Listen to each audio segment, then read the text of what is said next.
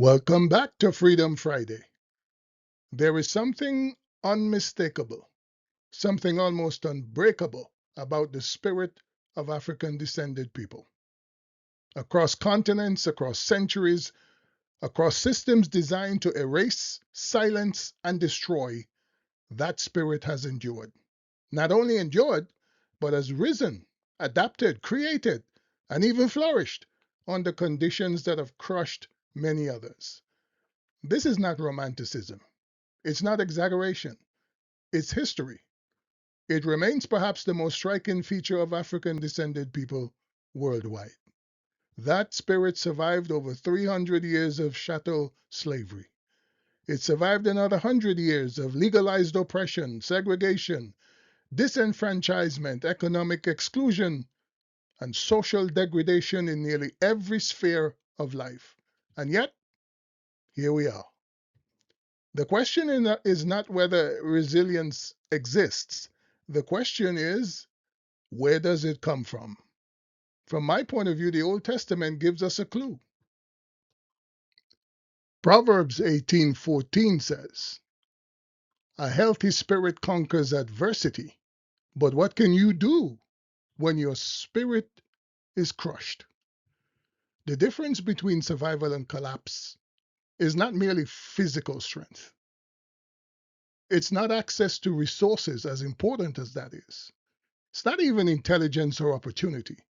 It's the condition of the spirit, the condition of the human spirit. A healthy spirit conquers adversity. But what happens when everything around you is designed to crush that spirit? Ah, history gives us an answer. In 1553, along the coast of what is now Ecuador in South America, a ship carrying 23 enslaved Africans was wrecked near the shores of Esmeraldas, a Peruvian province. Out of that moment of chaos emerged a man who would become a symbol of something far greater than survival. His name was Sebastian Alonso de Illescas. He would ultimately take leadership of the group in the years to come. But in this moment, the enslaved group seized the opportunity, rose up, killed the Spanish crew, and disappeared into the dense forests and unfamiliar terrain, territory the Spanish could not easily penetrate. In the forests of Esmeraldas, Illescas organized a maroon society made up of Africans, indigenous people, and others who had fled colonial control. He became not just a leader, but a diplomat, negotiating with Spanish authorities while maintaining autonomy for his people. He built a functioning community in a place where empire had no easy reach. They married indigenous women and formed their own society. A man once enslaved became the architect of a free society. A scattered people became a unified community. A population defined by captivity became defined by self-governance. We're not only talking about resistance here. This is resilience operating at its highest level. Sebastian had already learned to speak Spanish when he lived in Spain, and he knew their cultural habits and could use their firearms. He also learned at least one indigenous language, so this man was multilingual, all of which enabled him to be an effective leader of his. The Africana Encyclopedia tells us that by 1600, the Spanish were eventually forced to recognize the community, and leadership passed to Sebastian's son as the first governor of the province of Esmeraldas. However, today little is known about Illescas because of the efforts to erase his name from the history of the province. In fact, it has been systematically minimized, reshaped, or omitted in dominant narratives of Ecuadorian history, particularly those shaped by white and mestizo narratives. The very existence of a powerful, autonomous, black-led society in Esmeraldas disrupts the story that colonial systems have long tried to tell. So the story is pushed to the margins. And that omission is not accidental, because when you erase a people's history, you erase their sense of possibility. If Illescas is forgotten, then the idea that African descended people built, governed, and sustained independent societies becomes easier to ignore. If that memory disappears, then resilience becomes or begins to look more like mere survival instead of what it truly is: creative, strategic, and divinely sustained abilities. This is why history matters, because resilience is not only something you inherit, it is something you reinforce through memory, powerful memory. When you know that people who look like you did more than endure, that they led, built, negotiated, and governed, new energy is injected into your spirit today, promoting resilience and hope even under the worst circumstances, some of which we may be experiencing today. But when that connection is lost, if it is lost, something inside you begins to weaken. Which brings us back to the original question that the scripture asks: what can you do when your spirit is crushed? You reconnect it. You reconnect it to truth. You reconnect it to history, your history.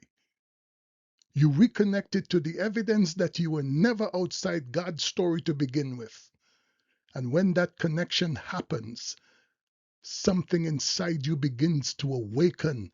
Consciousness arises. Confidence is built. We see that type of awakening again in the 19th century on the island of Jamaica. There, an enslaved man named Samuel Sharpe. Every Jamaican should know the name Samuel Sharpe. He was quietly shaping a movement, not with weapons at first, but with conviction. Sharpe was a Baptist deacon. He read the Bible, he listened, he reflected, and he came to a conclusion that would change history.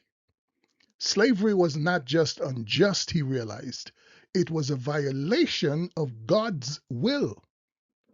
That realization did something profound for him. It restored his spirit. Because once a man believes that God is not aligned with his oppression, but stands against it, submission begins to give way to resistance. Sharpe began organizing what he genuinely believed would be a peaceful general strike. But when that effort was met with violence, it escalated into what became known as the Baptist War, one of the largest uprisings in the Caribbean. Plantations were set ablaze, systems were shaken, fear spread through the colonial order. Sharpe, unfortunately, was eventually captured and executed. But his death did not end the movement. It accelerated it, in fact. Within a few years, slavery in the British Empire was abolished. Think about what that means, folks. A man grounded in faith, convinced of divine justice, helps trigger the collapse of a system that had seemed immovable. That is the power of a renewed spirit in action. Illescas built freedom beyond the reach of empire. Sharpe challenged injustice from within its grips. Different contexts, same pattern. In both cases, the turning point was not external conditions, it was internal awakening, a realization of destiny, a conviction of divine destiny, a refusal to accept that oppression was the final word. And this brings us back to where we started. A healthy spirit conquers adversity. The secret of resilience is a healthy spirit, and a healthy spirit is not automatically formed. It is nurtured through faith, through memory, through connection to a story bigger than the present moment. That is why what we do here today matters, because for far too long, African descended people have been taught history in fragments, often disconnected from any sense of divine purpose. We've spent so much time learning about God's movement in the lives of other people that we've lost sight of His presence in our own story. And when that happens, something subtle but powerful takes place. We begin to feel as though we are outside the redemptive narrative, outside sacred history, outside the human story itself. But the evidence says otherwise. From the forests of Esmeraldas to the hills of Jamaica, from hidden worship gatherings to organized resistance movements, we see the same truth repeated over and over throughout history. A healthy spirit nurtured by faith and belief in divine destiny overcomes adversity. And so then we need to make a decision to reclaim your place, to rebuild your spirit, to walk forward with the understanding that your life is not random. It's connected to something deeper. So no matter what may be happening today, what you may be facing, what the world may be facing, with a spirit nurtured by faith and knowledge of your history, you will not only endure, you will thrive. If this message has resonated with you, don't keep it to yourself, share it, because someone else may be carrying a crushed spirit and they need to be reminded that that spirit can live again. Share it with others. Hit the subscribe button. This is Freedom Friday, where we tell the whole story.